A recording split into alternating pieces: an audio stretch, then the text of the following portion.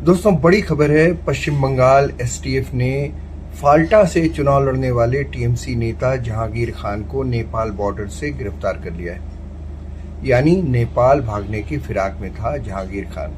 तो भाग क्यों रहे हो भाई? कुछ गड़बड़ किया है क्या? जहांगीर फाल्टा चुनाव में हिंसा का आरोपी है, अभिषेक बनर्जी का दाहिना हाथ है और चुनाव के बाद से ही लापता था। आपको बता दें कि विधानसभा चुनाव के दौरान हिंसा के चलते फाल्टा में मतदान रोक दिया गया था। चुनाव के दौरान उसने एक पुलिस ऑब्जर्वर अजयपाल शर्मा को पुष्पा झुकेगा नहीं कहकर चुनौती दे दी थी। ये भी कहा था कि 4 मई को खेल हम खत्म करेंगे जो तुमने शुरू किया। यानी अजयपाल शर्मा जो आईजी है प्रयागराज में, यूपी काडर के पुलिस ऑफिशियल, उनको सीधे सीधे धमकी थी। और अजयपाल शर्मा ने क्या कहा था? अजयपाल शर्मा ने जहांगीर खान के चमचों को, उनके समर्थकों को जाके धमकाया था, हड़काया था कि लोगों को घर से बाहर वोट निकलने के लिए रोकोगे नहीं, वोट देने के लिए निकलना है उनको अगर, तो तुम रोकोगे नहीं। जबकि ऐसा हो रहा था। इस पर नाराज होकर उसने कहा कि खेल तुमने शुरू किया, 4 मई को हम खत्म करेंगे। सोचो आप क्या। और उसी के बाद टीएमसी के स्पोक्सपर्सन रिजू दत्ता ने कहा था कि तुम जहां भी रहोगे, हम 4 मई के बाद तुम्हें घसीट कर बंगाल ले आएंगे। वही रिजू दत्ता जो अब टीएमसी के खिलाफ हो गए। तो खैर 21 मई को फाल्टा की सीट पर दोबारा चुनाव हुआ। मतदान से ऐन पहले जहांगीर खान ने अपना नाम वापस ले लिया था। हालांकि जहांगीर ने यह साफ नहीं किया था कि इस फैसले के पीछे पार्टी नेता अभिषेक बनर्जी या तृणमूल के शीर्ष नेतृत्व का कोई निर्देश है या नहीं। हालांकि तृणमूल ने साफ कहा था कि ये फैसला जहांगीर का निजी फैसला है, पार्टी का निर्देश नहीं है। आप सब जानते हैं ऐसा होता नहीं है। कलकत्ता में ये माना जा रहा है, लोग मानते हैं जो बंगाल की राजनीति को समझते हैं, उन्होंने टीएमसी को पास से देखा है, वो मानते हैं कि जहांगीर खान अभिषेक बनर्जी का बहुत खास आदमी था, दाहिना हाथ था। इसलिए अभिषेक बनर्जी ने उससे कहा कि चुनाव मत लड़ो, यहाँ से निकल लो, बस किसी तरह से देश से बाहर चले जाओ। नहीं तो अगर जहांगीर खान पकड़ा जाता तो उसके जरिए अभिषेक बनर्जी की बहुत सारी करतूतें बाहर आने से, अगर वो नहीं पकड़ा जाता तो अभिषेक बनर्जी की बहुत सारी करतूतें बाहर आने से बच जाती। अब जब वो पकड़ा गया है तो बहुत सारी बातें हैं जो सामने आएंगी। उससे पूछताछ होगी, पुलिस करेगी और पुलिस बहुत सारी चीजों पर उगलवाएगी चीजें, तो वो बाहर आएंगी बातें। तो ये हाल है। जहांगीर खान नेपाल भागने की फिराक में था, पकड़ा गया। अब एसटीएफ उससे पूछताछ करेगी और पता करने की कोशिश करेगी वो बंगाल से क्यों भाग रहा था, वो देश से क्यों भाग रहा था और उसकी भागने में किसने किसने मदद की, और वो भागना क्यों चाहता था, कौन सी चीज छुपाना चाहता था कि वो भाग रहा है। जाहिर सी बात है इसके लीड्स जो हैं वो पहुंचेंगे अभिषेक बनर्जी और ममता बनर्जी तक, इसमें कोई दो राय नहीं है। और अच्छा, उस पे जहांगीर खान पे केस इतने सारे दर्ज हैं। जबरन वसूली, धमकी देना, राजनीतिक हिंसा और कानून व्यवस्था बिगाड़ने से जुड़े 7 से अधिक क्रिमिनल केसेस दर्ज किए गए, दर्ज हैं ऑलरेडी। जहांगीर इन सभी मामलों में लगातार फरार चल रहा था। अब पुलिस उसकी तलाश में कई जगहों पर छापेमारी कर रही थी, नहीं मिल रहा था। फिर पुलिस ने किसी तरह उसके फोन की टैपिंग की और उसकी लोकेशन का पता लगाया और उसे पकड़ लिया। लोकल लेवल पर जो असर था और दबदबा था जहांगीर खान का, उसी के वजह से लोग उसे फाल्टा का पुष्पा भी कहकर बुलाने लगे थे।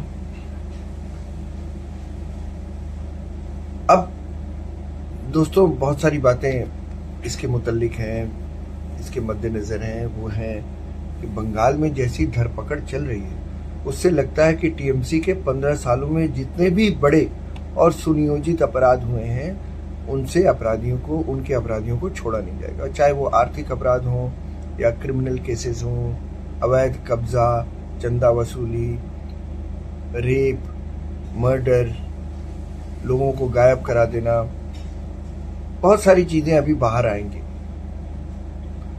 तो जिस तरह से गिन गिन कर लोगों को निकाला जा रहा है और उन्हें पकड़ा जा रहा है, बहुत तेज काम हो रहा है। पूरे बंगाल में दोस्तों सफाई का अभियान शुरू हो गया, ऐसा लग रहा है। अब ममता बनर्जी को बशीरहाट की सीट पर बाय इलेक्शन लड़ने के लिए कांग्रेस की मदद की दरकार है। ये हालत आ गई है। ये हालत हो गई है कि वो ममता जो आंखें दिखाती थी कांग्रेस को और राहुल गांधी के नेतृत्व पर सवाल खड़ा करती थी और कहती थी गठबंधन की सबसे बड़ी नेता मैं हूं, राहुल गांधी नहीं है, वो ममता, उसको अब कांग्रेस की मदद की दरकार है। क्यों जानते हैं? इसलिए कि आज वो इसलिए कि वो बशीरहाट में उसे इलेक्शन लड़ना है, उपचुनाव होना है। वहां के जो सांसद थे उनकी डेथ हो गई, तो वहां पर बाई इलेक्शन लड़ेंगी ममता बनर्जी, और बाई इलेक्शन लड़ेंगी तो जीतेंगी कैसे? 55% मुस्लिम है। और अगर कांग्रेस भी खड़ी होगी, मार्क्सवादी पार्टी भी खड़ी होगी, दूसरे दल भी खड़े होंगे, तो मुसलमानों के वोट बढ़ जाएंगे, तो वो एक बार फिर से बीजेपी से हार जाएंगी। कुछ यही सोचकर इंडी गठबंधन की बैठक में आज ये बात कहेंगे भी, आज हो रही है बैठक, क्योंकि बीजेपी भी तो लड़ेगी ना उपचुनाव, हवा उसी की है इस वक्त। तो ममता चाहती कि मुस्लिम वोट बंट न जाए और किसी भी तरह वो जीतकर संसद में वापस आ जाए।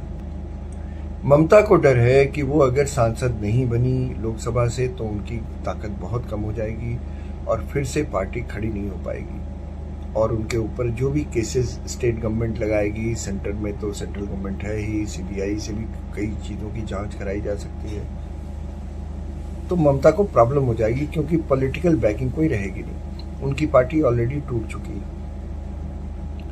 दिल्ली में भी लोकसभा के 20 सांसद और राज्यसभा के 9 सांसद टूटने को तैयार हैं, ऐसी खबरें। तो ममता को लगा अगर वो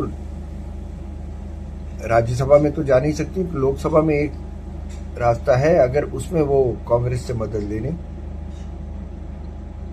तो देखिए राजनीति में कोई दरवाजा बंद नहीं रहता। जिस कांग्रेस को, जिस राहुल गांधी को वो जो राहुल गांधी उनको फूटी आंख नहीं सुहाती थी, जो कांग्रेस, उस कांग्रेस के दरवाजे पर आज खड़ी है वो। यही है राजनीति, कुछ भी हो सकता है कभी भी। हालांकि इस बीच ये भी खबर आई कि राहुल गांधी ने ममता को प्रस्ताव भिजवाया कि वो कांग्रेस में अपना विलय कर ले, मर्ज कर ले। अब मुझे लगता तो नहीं है कि ऐसा होगा, लेकिन क्या पता, खुद को बचाने के लिए ममता ऐसा कर ही नहीं। राजनीति में कोई दरवाजा, जैसा मैंने कहा, कभी बंद नहीं होता, क्योंकि ममता को डर है कि बतौर चीफ मिनिस्टर उनके कई फैसलों की जांच हो सकती है और सेंट्रल एजेंसीज करेंगी वो जांच, तो वो जांच के घेरे में आ जाएंगी। तो बेहतर हो वो कांग्रेस नाम का बख्तरबंद या कवच ओढ़ लें।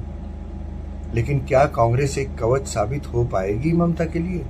ये एक बहस की बात होगी और बड़ी बात होगी। अब दोस्तों, बंगाल एक बड़े परिवर्तन से गुजर रहा है और मेरा ख्याल है बहुत जल्दी ही वो दूसरे बीजेपी राज्यों के लिए एक मॉडल स्टेट बन जाएगा, मॉडल स्टेट बनकर तैयार होगा। यूपी से भी बेहतर, यूपी में तो योगी मॉडल है, उससे भी बेहतर तैयार हो सकता है। जिस तरह के साहसिक फैसले शुभेंदु सरकार कर रही है, वो कई बीजेपी राज्यों के मुख्यमंत्रियों की हिम्मत नहीं हुई करने की। लॉ एंड ऑर्डर और पुलिसिंग आते ही देखिए क्या बदलाव हुआ, इसमें करना पड़ेगा, क्योंकि सारे पुलिस वाले तो टीएमसी के काडर हो गए थे। तो ये इनकी पहचान करना और उनको साइडलाइन करना।